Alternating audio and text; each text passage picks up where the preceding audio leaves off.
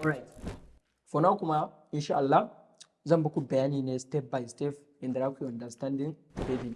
So da muka duba daga nan like already yanzu gashi mun riga mun shigo cikin computer mu. So already na gaya muku for now zan muku bayani ne akan yadda za ku understanding trading.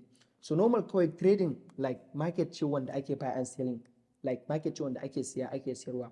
Like dai kawai trading abin da nake so ku sani trading business ne kamar kowane kalan business. Let's say for example kai yanzu kana da kuɗi like maybe zaka je kasuwa zaka sai abu a low price and then zaka yi selling nashi high price zaka yi making profit. So kaga wannan ma like kai trading kenan. So shi ma trading haka ake yi. Wannan market ce wanda maybe akwai mutane kala biyu ne, akwai buyers and then akwai sellers. Akwai masu siya akwai masu sayarwa. So kawai like wannan shine bayanin da zan yi muku akan trading. Like maybe da bana su ne confusing na ku aka su. So trading market ce wanda ake business and then market ce wanda ana buy and selling, akwai buyers akwai sellers. So wannan shine abin da ya kamata ka fara sani like trading akan trading kenan. Like business ne kamar kowane kalan business haka. Sai dai shi wannan ba kalan normal business bane like kalan physical business wanda maybe zaka je like zaka yi shi. Kun gane ba? Maybe ka shiga kasuwa ka je ka saya abu ka sayar. Wannan shi business ne wanda ake yin shi online. Maybe idan kana da smartphone ko laptop zaka yi business naka. So wannan kawai shine difference na shi like the business namu da muka saba yi like physical business kenan. Shi kuma wannan like business ne wanda ake yin shi online da sauransu. So shine trading kawai abin da ya kamata ku sani kenan. And then bayan kusa wannan like a time da kai kake so ka fara yin trading, abu na farko da ya kamata ka fara yi shine ka duba cikin wayannan financial market da muke da su like a selecting market guda daya. Idan ba ku manta ba like na ga muku muna different financial market. Let's say muna da crypto market, muna da stock market, muna da forex market, muna da indices, muna da futures market. So a cikin wayannan market da na muku list su maybe ka selecting market guda daya as a beginner kenan. Saboda kakka zo ka ta yin confusing kanka market din like a selecting market guda daya and then ka tsaya kai mastering wannan market din. So wannan shine abu na farko da ya kamata ka fara yi idan kana so like ka iya trading. And then abu na biyu kuma like still a wannan market din muna da like maybe different like type of traders like muna da scalpers, muna da day traders, muna da swing traders and then muna da position traders. So a cikin wa'innan traders sun kowane trader da kalan strategy da yake amfani da shi.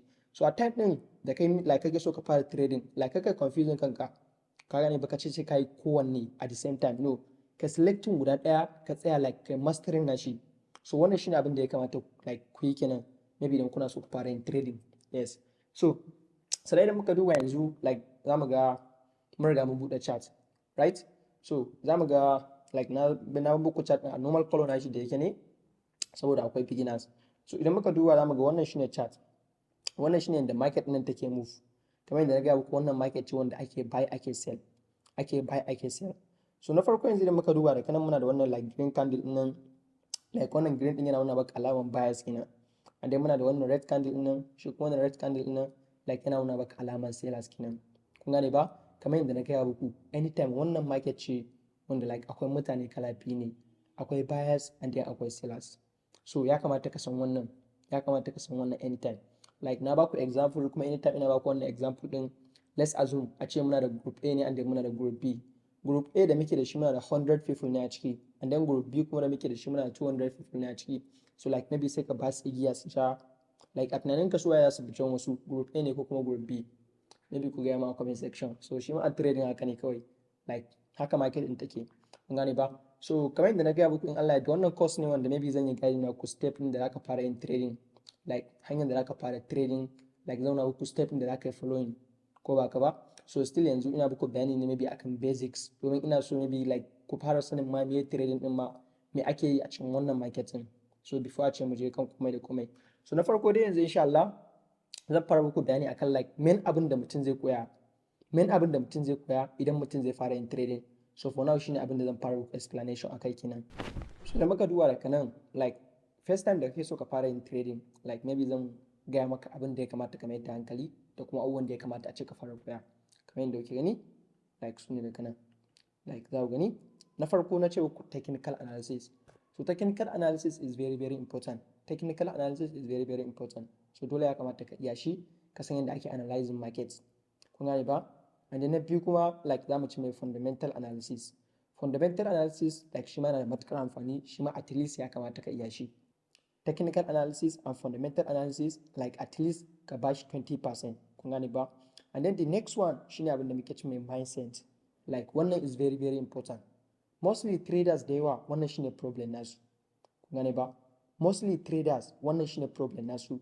Akwai trader za ga like already ya iya technical, ya iya fundamental, kun gane, amma za ga wannan mindset din nan, wannan shine yawancin problem in traders, wanda insha Allah maybe zan buku bayani akan abubuwan da za ku mai da hankali in Allah ya da a wannan course, ko da a ce ba a wannan bidiyon da muke yi ba yanzu. So yanzu zan yi kokari insha Allah zan buku bayani akan technical analysis, like and then kuma zan buku bayani akan fundamental analysis, kun gane ba.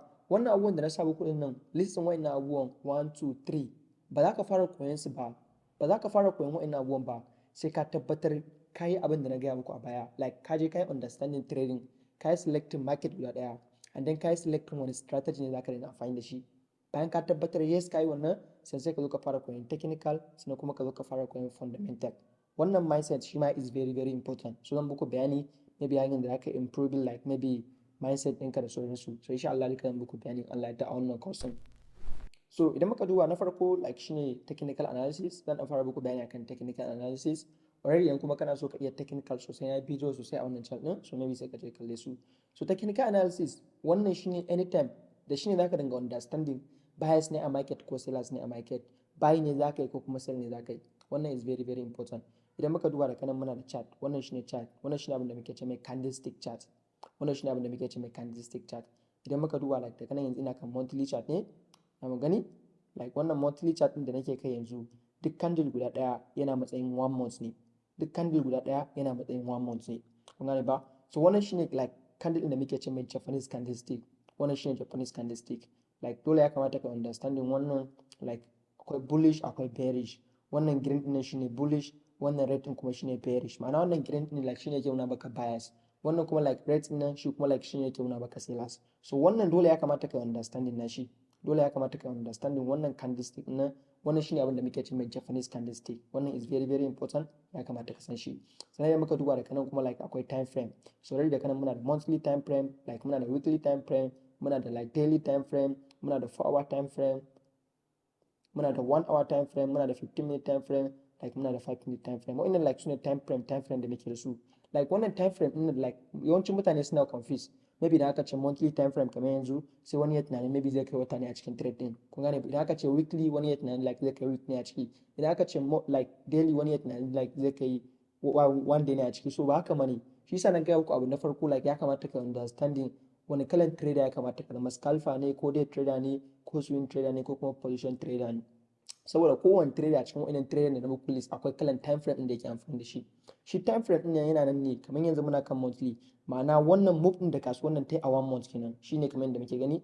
Idan yanzu da ci zan yi mark din wannan candle din iya na month din nan, da zan yi switching a lower time frame za ku gan shi da yawa ne. Idan zan yi wannan shi ma haka, idan zan yi wannan shi ma haka. So anytime ya kamata ku understanding wannan shine abin da ya kamata ku sani akan like maybe technical. Technical shine abin da zai nuna baka like anytime like direction in market, direction in market. Za a gane mai market za ta yi buy ne ko kuma market za ta yi sell ne. So already na yi video sosai, na yi different videos akan technical, like maybe tun da ka yanda zaka understanding maybe Japanese candlestick, kowane candle anan like yanda zaka understanding yanda yake fitowa da yanda yake rufewa, da kuma like market structure da like time frame din ma duka na yi videos akan wa'innan. So like wannan za ku iya dubawa maybe a videos sun da suke channel na YouTube, so maybe duka za ku kalle su in Allah ya yarda, yanda za ku understanding technical, ko kuma kawai maybe ku je ku search a YouTube kusa Abdul/technical analysis, so zai nuna muku videos da yawa ne akan technical, sai ku je ku kalle su.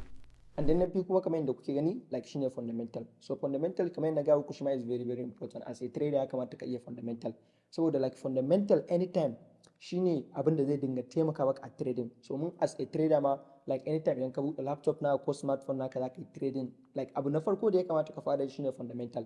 Domin like shi wannan fundamental like news ne da yake fitowa, kuma yana fitowa ne maybe akan maybe market din da kake trading ko kuma asset din da kake trading, kun gane. Let's say for example maybe yanzu news zai fito maybe akan like US dollar haka. So idan ya fito akan US dollar, idan US dollar maybe ta zama strong, so maybe sauran currency su kuma maybe za su weak, kun gane ba. Idan kuma like US dollar ta weak, maybe sauran currency su kuma like ya zama strong, tunda market din ana hada maybe asset guda biyu ne. Let's say an hada dollar da euro ko kuma an hada da maybe dollar da GBP. So abin da ya kamata ku understanding a complete wannan financial market din dollar ita ce king, a complete wannan financial market din dollar ita ce king. Let's say for example kun ga yanzu like ana election na America, so like idan wannan election din yayi kyau maybe za ku ga like dollar ta zama very strong. idan kuma bai yi kyau ba like za ku ga dala like ta yi weak, kun gane ba. So shi daɗin wannan market din like a koya market take za ka iya shiga trading, tunda idan market tana buy za ka iya buy kai making profit, and then idan market tana sell za ka iya sell kai making profit. So shine advantage na shi, like wa'annan market din kenan da na buku list, kun gane ba. So like fundamental is very very important as a trader, ya kamata ka san fundamental analysis. So shi ma already na yi video akan fundamental analysis, idan ka je YouTube like ka sa fundamental analysis /Abdul Tech already zai nuna baka bidiyon shi ma sai kalla na yi bayani akan fundamental. So da muka duba fundamental muna da foldoji like wurin kala ne. Akwai wannan folder na farko muna cewa like non economy, like wannan dan ka kani su akan ta ba wai like zaka wanda money, kun gane ba. And then akwai wannan like maybe low impact, shi ma wannan like dan ka gani su akai ba wai zaka wanda money sosai. Sannan akwai like medium impact, shi ma like still dan ka gani su akai ba wai zaka wanda money still. So wannan mai red folder din wannan shine high impact news. Yawancin news da yake zuwa akan wannan folder like yana da karfi ne, maybe ko akan dollar ne, like ko akan maybe euro ne, ko akan like GPP ne. Like idan dai ka gani news ya zo akan dollar, so maybe idan kana trading ya kamata like kaɗan jira, kun gane ba. So wannan shine like kalan folders da muke da su. So amma idan kuka je kuka kalli bidiyon da ne aka like fundamental na tabbatar za ku gane. Wannan kuma like kalan shine type na event da ake yi. Akwai event kala da ake haka. So wannan duka maybe su ma suna da matuƙar amfani. So amma maybe yanzu na muku top news da ya kamata ka mayar da hankali akan su as a trader. Idan muka duba da kanan za ku ga wannan shine top trading news. Kowace market ka kai trading wayannan news din dole ka mayar da hankali akan su. Na farko za mu ga gashi nan akwai NFP, wannan is very important. Wannan ana yin shi ne like first Friday na kowane sabon month kamar yadda muke gani da kanan. Wanda akwai wannan FOMC nan shi ma like news ne wanda za mu ga shi ma high impact ne. Idan ya zo anytime za ku ga akwai like high volatility a market kamar yadda muke gani. Sannan like akwai CPI kamar yadda muke gani, shi kuma like week na biyu like na kowane wata kamar yadda muke gani.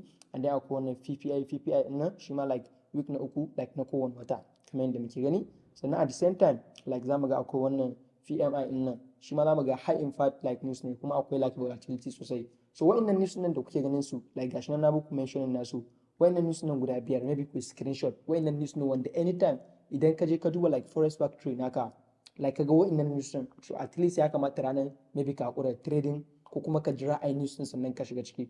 Sannan still akwai traders din da suke trading news. So in Allah ya da wannan zan samu time still zan baku bayani step by step inda kuma za ku fara like trading news kuma like kuna making profit. Alright, so kamar yadda kuke gani wannan shine bayanin da zan muku already on wannan bidiyon. Like na muku bayani akan abubuwan da ya kamata ka fara understanding like akan trading, and then like na muku bayani akan technical, and then kuma na muku bayani akan fundamental. Kun gane ba, wannan abubuwan da na muku bayani su like suna da matuƙar amfani, kusan su ne abin da ya kamata mutum ya mayar da hankali like mutum ya fara iya su. Already a wannan channel din na yi full bayani akan technical analysis. Ka je ka shiga YouTube kai sacin Abdul Tech /technical analysis already za ka kalla. Ka je ka shiga YouTube ka je kai sacin Abdul Tech /maybe fundamental analysis za ka kalla. And then ka je ka shiga maybe YouTube ka je kai sacin Abdul Tech /maybe yanda za ka understanding trading as a like complete beginner or intermediate or advanced, duka na videos akan wannan. So for now wannan shine bayanin da zan muku kamar yadda kuke gani.